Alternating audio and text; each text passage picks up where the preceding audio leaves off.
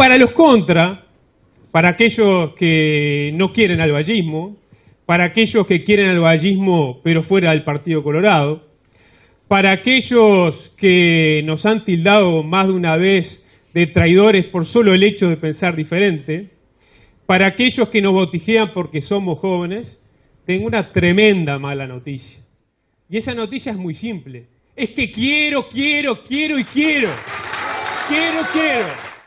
Así hablaba el diputado Fernando Amado el sábado 22, confirmando que va a ser precandidato a la presidencia de la República por el Partido Colorado con su sector vallistas orejanos. En el discurso que pronunció ante la Asamblea Nacional de su grupo, que acababa de impulsar su proclamación, Amado jugó fuerte y dijo que quiere quedarse con ese partido histórico, cambiarle la cara a su manera y jugar en las ligas mayores.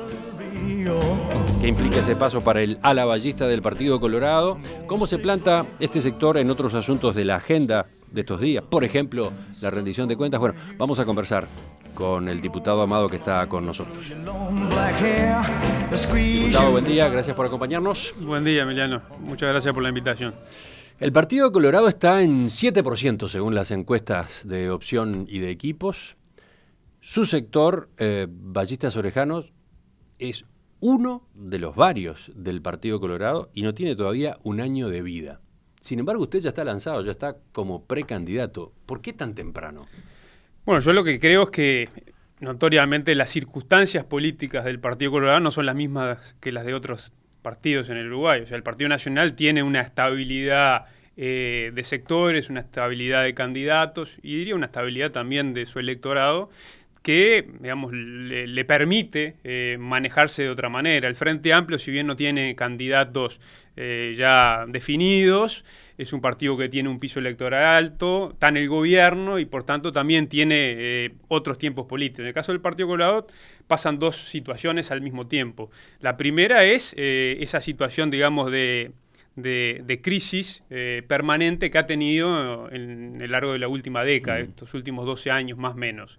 Y lo segundo, que se enfrenta en el medio del quinquenio ante una situación en donde el líder mayoritario del partido, de Vamos Uruguay, Pedro Bordaberry, anuncia que no va a ser candidato y que se aleja de la política después del 15 de febrero del 2020. Entonces, ¿esa decisión de Bordaberry está detrás de esta aceleración de ustedes? Nosotros, a ver, esto es algo que muchas veces lo conversamos en los círculos de confianza, ¿no? Y quienes más lo siguen de cerca dicen, pero vos ya dijiste que vas a ser candidato, ya dijiste que querés correr la carrera. Pero en realidad la gente muchas veces no lo sabe porque hay que repetirlo 50.000 veces, ¿no? Y más cuando se es un candidato por primera vez. Es mucho más fácil la asociación frente a una eventual candidatura de quienes ya corrieron la carrera alguna vez. Es más difícil instalar una primer candidatura. Lo de Bordaberry yo lo que creo es que cambia la realidad y el escenario del Partido Colorado. Sería necio negar que no es un dato relevante que Bordaberry no sea candidato y sería necio también no ser muy claro en cuanto a que la no presencia de Bordaberry en la contienda creo que nos genera mucho más posibilidades por dos razones. Primero, porque dentro del electorado cautivo colorado, de ese 7%, Bordaberry mantenía con comodidad una mayoría importante, ¿no? Sobre todo, además, también por las características de ese electorado y por el perfil ideológico de Bordaberry. Pero al mismo tiempo, es una enorme oportunidad para nuestro planteo ideológico y político, no solo de renovación generacional, sino ideológica y de ideas, y de planteo de correr al Partido Colorado hacia el centro, la centro-izquierda histórica que creo que significó el vallismo, y que yo creo que con una dosis de pragmatismo y realismo muchas veces había gente que nos decía, me gusta lo que están haciendo, me gusta su propuesta, pero hay un obstáculo que es que sentimos la dificultad esa de que su sector le gane al de Bordaberry. Entonces yo no quiero ir al sector de Bordaberry. Pero ustedes integraron Vamos Uruguay. Empecemos por recordar eso, porque capaz que el oyente se pierde. No, claro, pero eso, a ver, tú y la audiencia lo sabe mejor que nadie. Los trayectos en política sufren alteraciones, sufren cambios por desencuentros personales y también por desencuentros políticos, por coyunturas. Nunca se entendió mucho cómo Fernando Amado con su discurso y sus posiciones estaba dentro de Vamos Uruguay. Bueno, sí, a ver, yo creo que la primera etapa se entendía y yo me sentía además muy cómodo porque el espíritu fundacional de la primera etapa de Vamos Uruguay, del cual yo formé parte activamente y de forma muy entusiasta, tenía no solo a un Pedro Bordaberry que habilitaba, digamos, la diversidad de opiniones y la generación de espacios en donde había, por eso, pensamientos diversos entre sí dentro del propio Vamos Uruguay, sino que basta solo rápidamente en la memoria recordar lo que fue la primera etapa Vamos Uruguay y sus eslóganes o sus ideas fuerzas, una nueva forma de hacer política, el nuevo Partido Colorado, apostar a justamente generar un nuevo elenco de colorados que representen al partido y alejarse de todo lo que había sido el Partido Colorado en las últimas décadas y de todos los defectos, vicios, etcétera, que habían aparecido. De hecho, era una plataforma fuerte, muy que en aquel momento recuerdo que quienes estaban en la mayoría del Partido Colorado, digámoslo con claridad, el Foro Ballista, liderado por Sanguinetti, y la Lista 15, liderada por Jorge Valle, tenía una postura muy distante de Vamos Uruguay y muy crítica de lo que nosotros planteábamos. De hecho, daba para mucha polémica interna el eslogan del nuevo Partido Colorado, porque nos decían, pero no están orgullosos del viejo Partido Colorado, o sea, el Partido Colorado hasta ahora, y no era eso. Era un claro mensaje de renovación política y de renovación en prácticas políticas que, bueno, a muchos nos habían alejado de nuestros sectores iniciales. Yo venía del Foro Ballista, otra gente venía de la 15 y bueno, conformamos todos Vamos Uruguay. ¿Qué pasó después? Lo que pasó es, y me parece que no es solo lo que yo pueda decir, sino los hechos son muy contundentes. Vamos Uruguay cambian dos sentidos.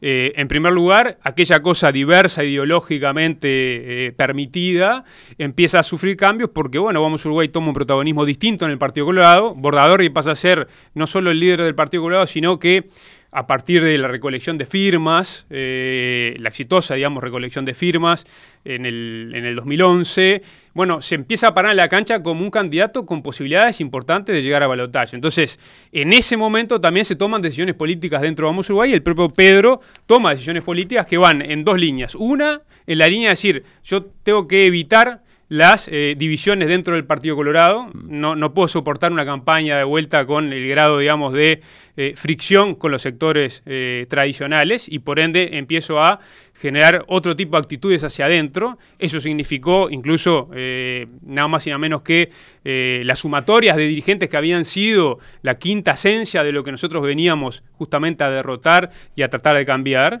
Y por otro lado hubo un cambio desde el punto de vista ideológico. O sea, Bordaberry tuvo que decidir claramente posicionarse en la cancha con un discurso. Y ese discurso fue mucho más contundente desde una postura más ideológica de derecha, conservadora, apostando a eventualmente pescar en la pecera herrerista, que en aquel momento se especulaba con que Larrañaga iba a ser el candidato y era el más fuerte, y la calle Herrera ya había dicho que no iba a ser candidato. Entonces allí Pedro tenía una gran llegada a muchos blancos que no simpatizaban con Larrañaga. Entonces, ante todas esas eventualidades, Bordaberry tomó esa decisión de tomar un discurso y una postura ideológica que creo que además es con la que se siente cómoda, pero que hizo también que alguien adentro de Vamos Uruguay que tuviera planteos muy fuertes, diferentes, bueno, le generara el chisporroteo que él quiso evitar y por ende también empezamos a sentir cierta asfixia, ¿no? Al muchas veces poder opinar, pero no poder votar. Después, ya dificultades para opinar porque se nos decía que le hacíamos mal a Vamos Uruguay si opinábamos distinto a la mayoría. Eso fue lo que sucedió. Bien, volvemos enseguida al momento actual. Volvamos, diputado Amado, al momento actual. Volvamos al sábado 22, a su discurso. Usted dijo, el Uruguay entero debe saber que una opción política nueva y muy distinta viene a revertir todos los pronósticos negativos de la política y del Partido Colorado. ¿Qué es eso de muy distinta? ¿Cómo se diferencia ballistas orejanos de otros sectores que también se mueven en ese espacio ballista del Partido Colorado? Yo creo que lo primero es que es una palabra trillada, la de la renovación, pero en realidad es trillada en el discurso, pero en la acción no es tan trillada, salvo algunas excepciones concretas, como el caso de Luis Lacalle Pou en el Partido Nacional. Luego, en el arco político general, la renovación es algo que cuesta no solo en la política, sino yo creo que en muchas actividades de la vida, porque por características típicas de nuestro país, ¿no? Y eso es todo un desafío. En política, ser joven es un hándicap negativo y por ende no es tan fácil que se dé con absoluta naturalidad el relevo generacional. Entonces, relevo generacional sí, renovación en ese sentido sí. Pero ahora, ¿qué diferencia a Ballistas Orejanos de Espacio Abierto, que encabeza Tabaré Viera, de Vallismo Abierto, que tiene al frente a Ope Pasqué, que también viene de Vamos Uruguay, de Proba, donde está José Amorín Valle? Sí, y podría seguir, porque creo que hay más grupos ballistas, ¿no? Por suerte. Yo creo que lejos de ser una debilidad, es una fortaleza en esta etapa del partido que haya como una especie de efervescencia de sectores que están tratando de, con sus ideas y con su pensamiento y su propuesta política, tratar de levantar al Partido Colorado. ¿Dónde está el perfil de ustedes? Más que hablar de ellos, yo voy a hablar de nosotros. Y creo que por es bastante eso, claro. Claro, pero... ¿Que ustedes son los que se ubican más a la izquierda? Yo creo que hay dos cosas que conjugan con mucha claridad. La primera es, y vuelvo a repetir, el tema generacional, porque es natural que con compañeros como los que tú nombrabas, tenemos más o menos 30 años de diferencia. Usted tiene 34 yo tengo años. 34, y tanto Ope como Tabaré, como José, como Pepe, Amorín, andan más o menos en los 60, 61, 62 años cada uno.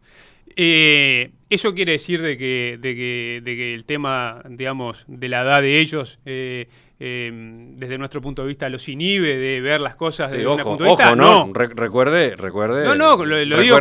Recuerde a Luis Lacalle Pou cuando esgrimió ese argumento, lo que implicó después para la competencia con Tabaré Vázquez. Por supuesto, no, pero yo lo digo con mucha claridad. Y acá está hablando de candidatos o dirigentes de su propio partido, ¿no? No, claro, pero lo digo por eso con mucha claridad, me atajo antes de tiempo, para decir de que no invalida ni siento de que sea una cosa negativa para el partido, todo lo contrario, creo que es muy positiva.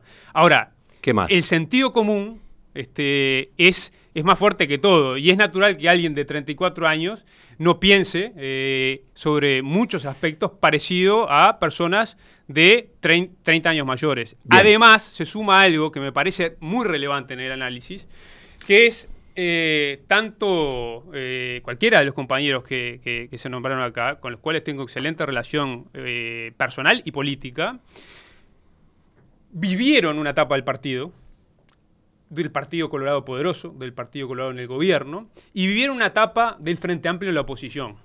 Una oposición liderada por el Frente Amplio, tremendamente agresiva con el Partido Colorado, tremendamente, yo diría, injusta muchas veces con el Partido Colorado. Muchas veces señaló cosas que estaban mal desde el gobierno, y eso me parece correcto, me parece muy, muy bien, pero muchas veces también cayó en plantear el mundo bipolar y plantearse ellos, el Frente Amplio en la oposición, como el monopolio de la sinceridad, de la sensibilidad y de la honestidad. Y todo lo que estaba en el gobierno estaban haciendo las cosas mal, no porque le erraban, sino porque querían. Pero ¿y por qué menciona ese antecedente? ¿Qué tiene que ver con ustedes? Tiene mucho que ver porque yo entiendo humana y políticamente que a mis compañeros les sea muy difícil tener un relacionamiento o querer tener un relacionamiento político diferente con fuerzas políticas como el Frente Amplio, porque después de que tú fuiste tan maltratado, injustamente, es muy difícil recuperar la confianza. Nosotros solo tenemos el antecedente, usted, digamos, en cambio, histórico. se ve más próximos, o se ve con capacidad de tender puentes que otros dirigentes ballistas del partido no pueden con el Frente Amplio. No solo me veo y me siento con la capacidad, sino que lo quiero hacer. Es decir, estoy convencido que es fundamental hacerlo. Yo creo que una de las patas, además de la renovación, es, digamos, un cambio de cabeza que tiene que ver, desde mi punto de vista, con entender que el Partido Colorado tiene que pasar a un rol de articulador. ¿Cómo es ese rol de articulador? Bueno, ese rol de articulador es renovarlo en staff político, renovarlo en ideas, pero renovarlo también en el sentimiento de la necesidad de tener diálogo honesto, intelectualmente, frontal, constructivo, con todas las fuerzas políticas. Y no seguir en el juego que se venía, digamos, cultivando hace mucho tiempo y que entiendo que sea difícil para otros compañeros no seguir en esa misma línea, de sentir más afinidad con el Partido Nacional y sentirse, digamos, parte de una mitad en contra de la otra. Capaz que seguimos con otras preguntas más adelante, Sí. aproximándonos al perfil de Ballistas Orejanos. Pero para terminar esta parte, una pregunta sobre qué va a ocurrir con toda esa corriente ballista dentro de su partido. El diputado Tabaré Viera decía, en entrevista acá hace pocos días, que Lo escuché. estaba procurando crear una especie de paraguas para los ballistas colorados. Bueno, de hecho ya hay algunos ámbitos de coordinación funcionando entre los sectores ballistas. Ahora, usted en el discurso del sábado 22 dijo que Ballistas Orejanos se quiere quedar con el Partido Colorado y jugar en las ligas mayores con un partido a nuestra manera. Entonces, ¿qué va a pasar? ¿Va a quedar cortado, dividido el ballismo? ¿O todavía es posible coordinar, generar un espacio común? No, coordinar siempre es posible y de hecho yo tengo instancias no de coordinación formal, pero sí de diálogo permanente con cualquiera de los compañeros que tú nombraste pero hoy. ¿podrá tener el Partido Colorado varios precandidatos ballistas, por ejemplo? Puede ser, yo creo que es una posibilidad. El hecho de que usted se haya alargado ya como precandidato complica las cosas, ¿no? Para hacer acuerdos en ese sentido con los otros grupos ballistas. Lo que pasa que ahí quizás también hay una, no sé si una diferencia, pero una concepción que nosotros sentimos con mucha claridad, que es, nosotros sentimos que no se puede especular más. Y que, a ver, si yo y mi grupo y mi sector sabemos que vamos a terminar una precandidatura presidencial, no nos sentimos cómodos cayendo en la hipocresía de muchas veces decir, bueno, no son tiempos políticos todavía, no son tiempos electorales, hay que esperar las decisiones, etcétera. Si ya lo sabemos, si ya lo venimos conversando, si sabemos además de la necesidad de la generación de una candidatura, una precandidatura que además marque renovación generacional, pero también ideológica. Nosotros pretendemos realmente transitar un camino de puente con una cantidad de ciudadanos y ciudadanas que hay a lo largo y ancho del país, que tienen una sensibilidad de izquierda, una sensibilidad que podría ser muy fácil de emparentar con una sensibilidad ballista del viejo valle, porque hay mucho vallismo también. Ahí yo creo que hay un tema, porque está también el vallismo de Jorge Valle, está el vallismo Sanguinetti, pero está el de Luis y está el de Pepe, ¿no? Entonces, depende de dónde estribes. Nosotros pretendemos, sin duda, estribar en el de Valle y Ordóñez, pero con el desafío también adicional, que lo ponemos arriba de la mesa, y yo lo dije en el discurso el sábado 22, que tenemos el desafío no solo de, hacernos espacio en la política, cosa difícil para una generación joven, pero también tenemos el desafío no de caer en la fácil de apelar solamente como un elemento nostálgico al vallismo y repetir como loros, como papagayos, frases de Valle y Ordóñez, sino captar la esencia verdadera de la ideología vallista y proyectarla en la nueva realidad del mundo y del Uruguay. Si entiendo bien, entonces, usted va a ser precandidato a la presidencia de la República de cualquier manera. Sí, no tenga duda. Puede llegar a ser eventualmente el precandidato de los grupos ballistas, y si no, será uno de los precandidatos del Foro Ballista. Pero usted esa precandidatura no la baja. Eso es correcto, es hasta el final. Y además, creo que es muy importante ser claro desde el principio. Enseguida volvemos con temas de la agenda del debate en el Parlamento, por ejemplo, en estos días.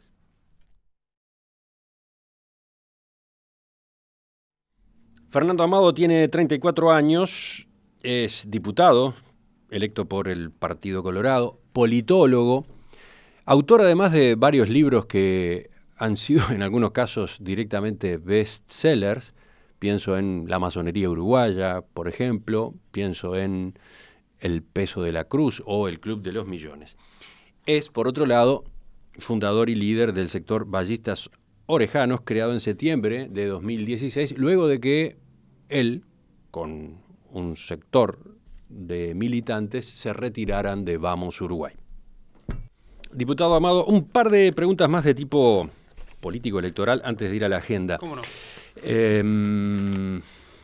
Pensando en su partido, el Partido Colorado, yo le hacía consultas recién sobre los sectores ballistas, los otros sectores ballistas que existen. Sí. Por otra parte está la incógnita de cómo va a derivar Vamos Uruguay, luego de todas las fisuras que ha tenido. Pero hay otro nombre, hay otro factor en la vuelta. Ernesto Talvi, la posibilidad de que Ernesto Talvi sea candidato a la presidencia de la República. quienes lo impulsan hablan de la necesidad de que aparezca, ¿cómo decirlo?, un aire fresco, que no sea de los nombres ya consolidados, que tenga otro tipo de proyección. ¿Qué piensa usted de esa posibilidad? A mí me parece bueno y positivo que se sume alguien de la consistencia técnica y del reconocimiento muy evidente que tiene la figura de Talvi. O sea, me parece que sería un activo, sería una incorporación importante para el partido. Y que fuera precandidato, me parece bueno. Candidato no, porque nosotros estamos convencidos que vamos a ganar la interna del Partido Colorado. Entonces, en todo caso, quizás puede ser un buen compañero de fórmula, pero realmente creo que sería alguien importante en el planteo de un nuevo staff del Partido Colorado de cara al 2019 para presentar a la ciudadanía. Me parece que sería un aporte importante y además, en el caso nuestro, sería bueno también porque... Sería un complemento. Totalmente. ¿Qué afinidad o qué distancia ven con Talvi como candidato? Afinidades, creo que la honestidad intelectual que él tiene para hacer a veces planteos jugados, que pueden no ser políticamente muy correctos o que pueden no ser muy populares, ¿no? Nosotros somos, en el caso mío y en el caso del sector, hemos sido siempre bastante políticamente incorrectos, no en ese tipo de planteos, pero en otros, diciendo lo que sentimos y con sinceridad y a veces con brutal honestidad. Eso me parece positivo. Y me parece positivo, digamos, todo el bagaje que pueda traer desde el punto de vista de la academia, más técnico, ¿no?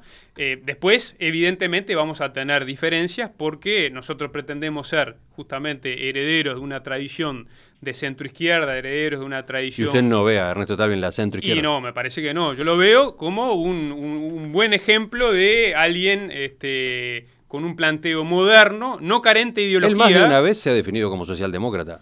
Bueno, pero lo que pasa es que ser de clase media, ser socialdemócrata, ser ballista en el Uruguay es un lugar común. Entonces, ¿usted dónde lo califica? ¿Dónde lo categoriza? Bueno, que se califique Talvi, digamos. Él dirá que es socialdemócrata. Para ser socialdemócrata, rápidamente tenés que cumplir varias condiciones. Una, estar convencido y defender, construir y perfeccionar el estado de bienestar, creer en el Estado como amortiguador de las diferencias, de las desigualdades económicas, sobre todo, no ser libre mercadista 100%, sino creer realmente en la intervención económica por parte del Estado, incluso en algunas áreas del Estado tener la exclusividad, digamos, en la materia por parte del Estado. Tenés que tener también, en el planteo socialdemócrata clásico, una concepción laica del Estado y de la educación, sobre todo. En los nuevos tiempos de la socialdemocracia también ha abrazado la agenda de derechos. Es decir, tendrías que abrazar la despenalización del aborto, el matrimonio igualitario, fecundación in vitro, etcétera, etcétera. Es una de las cosas que ha, abrazado la socialdemocracia. Otra cosa que la socialdemocracia tiene como característica principal es el hecho de un buen relacionamiento con los sectores sindicales, de ida y vuelta, y por otro lado, su base electoral y social para la generación, digamos, de su planteo político, o sea, sus aliados, son, en general, los trabajadores, los obreros y las clases medias. ¿Esa es una autodefinición de ballistas orejanos? Esa es la socialdemocracia, ese es el ballismo, y nosotros apuntamos a eso, y lo estamos haciendo. Porque... Ustedes se colocan en ese marco. Sin lugar pero a duda. Entonces, para terminar con Pero Talvi... también le diría que con una pincelada del liberalismo igualitario de Rawls, ¿no? Esa idea de esa filosofía de la igualdad de oportunidades, que yo creo que al final del día fue el ballismo, ¿no? O sea, pero entonces, ¿cómo termina de definir? Proteger al débil, darle las herramientas al que tiene menos posibilidades, generar igualdad de oportunidades desde el Estado para que todos puedan desarrollar sus capacidades y ser libres. Bueno, pero entonces, ¿cómo terminaría de definir a Talvi como eventual candidato dentro del Partido Colorado? Como un buen complemento, repente... ¿Pero con qué definición, con qué categorización? Quizás podría ser un buen relevo de Bordaberry, ¿no? O sea, para captar ese electorado.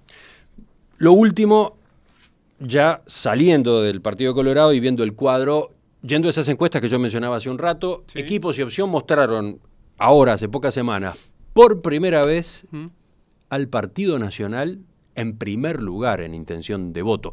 Algo que no ocurría desde 1994. Por ejemplo, en el caso de Opción, Si las elecciones fueran este domingo, 30% votaría por el Partido Nacional, 28% por el Frente Amplio. El Partido Colorado recogería 7, el Partido Independiente 5, el Partido de la Gente 3, Unidad Popular 1, voto en blanco y anulado 17%, 8% no sabía o no contestó. ¿Cómo ve al Partido Nacional? Primero, ¿Cómo se coloca desde su lugar en el Partido Colorado con respecto a ese lugar que ahora las encuestas le asignan al Partido Nacional? Lo que más me interesa de esa encuesta es el 25% de ciudadanos y ciudadanas de este país que todavía no tienen definido qué van a hacer.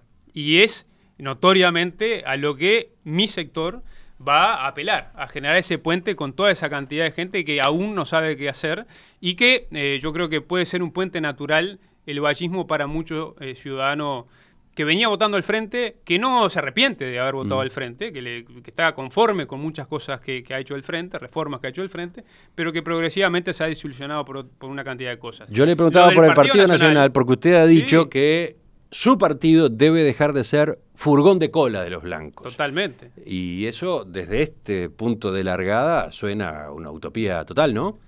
No, para nada. Lo escucho, a ver. Sí, claro, para nada.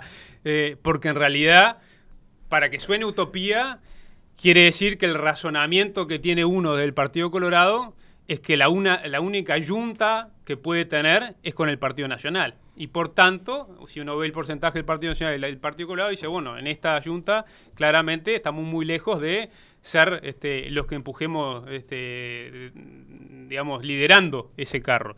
Y nosotros venimos a cambiar esa mentalidad. Que no quiere decir acercarse al Frente Amplio de manera igual que el Partido Colorado se acercó al Partido Nacional en las últimas décadas. Quiere decir generar el concepto de equidistancia política, la misma distancia del Partido Nacional que del Partido Frente Amplio. Y acordar con el Frente Amplio en algunas cosas y acordar con el Partido Nacional en otras. Hay puntos en común que podemos tener con ambas fuerzas políticas. Y sacar y desterrar esa idea automática de pareja estable con el Partido Nacional, sacar esa idea de la sociedad, pero de los votantes, de los ciudadanos, pero también de muchos dirigentes del Partido Nacional, que asume como natural de que ese es el parentesco. Y quiero decirle algo más acerca de la encuesta.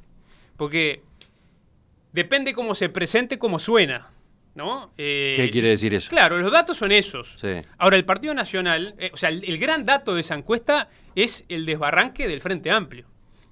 No el porcentaje del Partido Nacional, que sigue siendo el mismo porcentaje más o menos histórico que viene sacando. O sea, el Partido Nacional no gana 1 punto, ni 2 puntos, ni 5 puntos, ni 10 puntos. ¿Y por qué? Si la realidad fuera que en la encuesta esa, usted me dijera, no, el Partido Nacional pasó a tener 39%. Digo, empezó a generar adhesiones de gente que estaba por fuera de la masa tradicional que apoya al Partido Nacional. Pero no, 30%. ¿Qué le está faltando al Partido Nacional? ¿Qué es lo que usted ve como una ventaja de ese posicionamiento del Partido Nacional? ¿Una desventaja? ¿Una ventaja para ustedes? La ventaja para nosotros es la histórica, que en el Uruguay, por suerte, se moldeó a la imagen y semejanza, digamos, de lo que fue el vallismo, y eso generó mucha penetración en el imaginario colectivo y social, y por tanto las mayorías en el Uruguay tienden a ser populares. No es casualidad que el Partido Nacional... ¿Qué quiere decir que tienden a ser populares? Y que tienden a elegir proyectos para el gobierno, por más que uno, el individuo, esté en una situación económica alta, media o baja, no importa dónde esté el ciudadano, igual siente empatía por proyectos que se encargan con sensibilidad de toda la sociedad, ¿no? Y que no gobiernan para, de alguna manera, un grupo específico, ¿no? Entonces, y que tiene además, yo diría, una clara orientación hacia las mayorías, que son populares, populares en todo sentido. Y de hecho, la historia, lo que marca, el antecedente histórico que tenemos del último siglo, marca que el Partido Nacional llegó pocas veces al poder. Y las veces que llegó porque todavía allí no existía balotaje, ¿no? O sea, el piso para llegar era el del 30 y algo %. Con ese porcentaje fue que llegó la calle a presidente. Ahora, tú precisás el 50+1 de los uruguayos. ¿Y eso no es factible para usted, para un candidato del Partido Nacional? Y bueno, tendría que cambiar mucho el Partido Nacional, o tendría que, algo que no hace, tendría que generar, yo diría, y ambientar una oposición mucho más multicolor y diversa, en la cual sean protagonistas también sectores mucho más progresistas, porque hoy el primer reflejo ante las opciones de alternativa de la oposición es ver proyectos que son bastante conservadores y de derecha. Diputado Amado, para terminar, le propongo pasar a las apuradas, ¿Cómo no? en plan telegramas, por algunos temas que están en el debate en estos días. Recolección de firmas para un plebiscito donde se consulte a la población una reforma constitucional que deje sin efecto las disposiciones obligatorias de bancarización en la ley de inclusión financiera. ¿Qué posición tienen ustedes? La ciudadanía tiene todo el derecho de recorrer ese camino. Estoy totalmente en contra, totalmente en contra. Creo que es inoportuna, que no es inteligente, que tiene que ver con tratar de darle respuesta a determinados sectores de la sociedad que no precisamente son los populares. Y que en definitiva también es como una ¿No le especie convence el argumento de la libertad, por ejemplo, que ha esgrimido la calle Pou cuando se pronunció a favor de esta recolección de firmas la semana pasada? Hay que tener cuidado con bastardear el término libertad. El término libertad es muy valioso para la política, para la democracia y para el Partido Colorado y para el vallismo. ¿Usted comparte íntegramente la ley de inclusión financiera? No, yo creo que tiene problemas, que tiene defectos, y de hecho, en las últimas horas tuve un intercambio con Valcórdoba, y le voy a proponer a Valcórdoba hacer un encuentro tanto con el senador Mieres como con la senadora Alonso, Verónica Alonso, que piensan igual que yo, piensan de que, es el camino del desarrollo, la modernidad, es algo que vino para quedarse, pero también somos conscientes de que tiene dificultades. Y he encontrado en Valcórdoba a un tipo abierto que me propuso él mismo generar una instancia justamente para tratar de mejorarlo y no tampoco hacer esto de decir, no, mira, estás en contra de esto, tiene problemas la ley, tiene problemas este proceso que se inició en el Uruguay. Te lo soluciona en el 2021 si gano el plebiscito, ¿no? Bueno, la calle Pou ha dicho que en realidad lo que quiere es cambiar ahora esas disposiciones de la ley, al punto de que presentó un proyecto en marzo. Sí, lo que pasa es que como no tuvo andamiento, presiona, entre comillas, por este otro lado. Estoy de acuerdo, y me parece bien eso. Lo que no me parece bien y me hace ruido, que cuando sale, digamos, a defender acaloradamente esto, invoca la libertad. Porque con ese mismo criterio habría que, caería, yo qué sé, el seguro del SOA, por poner un ejemplo muy concreto, ¿no? O de accidentes laborales, ¿no? Es decir, porque en aras de la libertad yo tengo derecho a, y no es así. Segundo tema. La otra recolección de firmas, la que impulsa un grupo de jubilados para introducir en la Constitución la prohibición de gravar con impuestos a las pasividades. ¿Y de dónde sacamos los 200 millones de dólares que entran por impuestos a jubilados para que después, bueno, obviamente son invertidos, gastados en distintas actividades o rubros del Estado? A mí me parece, lo digo con total honestidad, una aspiración de deseo espectacular, pero lejos de la realidad y por tanto demagógica. Y ahí me parece que hay que decir algo muy, muy, muy fuerte, o muy claro, en términos muy fuertes, que es otro problema que tiene la oposición. Digo esto porque hay notorios personalidades de la oposición que apoyan este plebiscito. La oposición también tiene que ser capaz de generar la credibilidad, de responsabilidad y sensatez para que la ciudadanía vuelva a confiar en ella. Y si de la oposición uno lo que hace es solamente, o una de las cosas que hace es agarrar cualquier viaje que sirva para demagógicamente hacer flamear alguna bandera por un tiempo, no crean que ese atajo va a permitirle a la oposición llegar al gobierno. Porque ahí está aludiendo a Larrañaga. Sí, claro. Yo creo que es un pésimo mensaje a la ciudadanía que quiere una alternativa, quiere un cambio de gobierno, pero no quiere un cambio de gobierno sin sensibilidad y no quiere un cambio de gobierno con cuentas pendientes para desmontar una cantidad de reformas positivas que hizo el Frente Amplio en su gobierno, ni tampoco quiere un cambio de gobierno que vea que en la oposición es demagógico. Yo creo que la gente espera mucho más y no es tonta. Nos queda para conversar rendición de cuentas, pero ese es un tema, supongo, bastante más largo que estos dos anteriores que acabo de plantearle. Capaz que lo conversamos en otro momento. ¿Cómo no? En dos palabras, usted va a votar, va a apoyar al gobierno en algún punto, como quedó planteado a principios de año cuando se conocieron los lineamientos? Mire, dos cosas bien concretas. Una, no me voy a explayar sobre la rendición porque tenemos hoy una reunión con el sector para justamente terminar de fijar posición acerca de esto. Y cuando uno va creciendo y tiene un sector constituido, tiene que ser representante de ese sector. Yo lo quiero ser. Lo que sí, le puedo decir con absoluta claridad, es que sigue intacto aquel principio que le planteamos en febrero y en marzo al presidente del Frente Amplio y al país, a partir de que lo hicimos público, de lo que sintamos que es bueno para el país, lo vamos a votar. Punto. Punto. Enigmático, ¿qué quiere decir eso en este momento y tal cual se han dado las cosas desde entonces hasta ahora? Pero bueno, lo en las ampliamos. próximas horas se verá. Sí. En Perspectiva, periodismo con vocación de servicio público. Diputado Fernando Amado, gracias por acompañarnos esta Gracias mañana. a ustedes, muchas gracias. Ya volvemos, viene la mesa de este lunes.